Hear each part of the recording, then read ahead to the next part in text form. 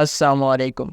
मैं हूँ हसन सईद और आज हम जिस स्पेसिफिक ड्रग की बात करने जा रहे हैं वो है इंटरमिज़ोल डीएस। तो आइए जानते हैं कि इंटरमिज़ोल डीएस के अंदर क्या है, ये क्यों यूज़ होता है और इसके साइड इफ़ेक्ट्स क्या हैं। तो सबसे पहले अगर हम बात करें इसकी फॉर्मुलेशन की, तो इंटरमिज़ोल डीएस के अंदर हमारे पास आ जाता है मेट्रोनिडाज़ोल और डाइलॉक्सिनाइड फ्यूरेट। अब हमारे पास दो फॉर्मुलेशंस आ गई हैं, तो इनके हम यूजेस की तरफ आते हैं। तो अगर मेट्रोनिडाज़ोल की बात की जाए तो वो एंटी बैक्टीरियल है और उसके बाद एंटी प्रोटोजोल ड्रग है। लेकिन डाइलॉक्सिनाइड फ्यूरेट की बात की जाए तो वो एंटी प्रोटोजोल ड्रग है हमारे पास सिर्फ, और वो मेट्रोनिडाज़ोल के अलावा भी दिया जा सकता है। लेकिन मोस्टली केसेस में हमें इन दोनों का कॉम्बिनेशन देखने को मिलता है क्योंकि उसकी परफॉर्मेंस बहुत अच्छी है।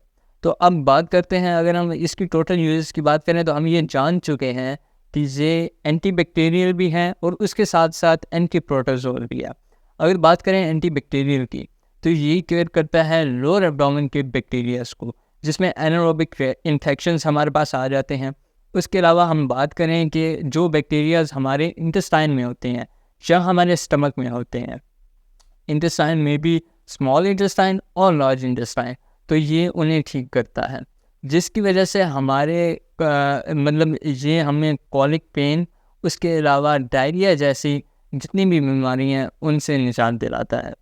तो इसके अलावा अगर हम बात करें इसके साइड इफ़ेक्ट्स की, तो इसके साइड इफ़ेक्ट्स में हमारे पास आ जाता है first of all vomiting, nausea, उसके अलावा हेयरिंग और विजन में कमी आना।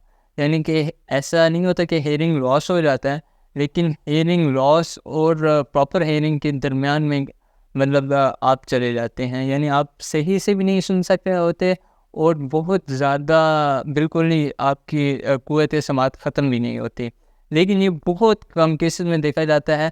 यूजुअली इस ड्रग के कोई एज सच साइड इफ़ेक्ट्स नहीं है। उसके अलावा बहुत कम ऐसा होता है कि ये एब्डोमिनल पेन कॉज कर देता है।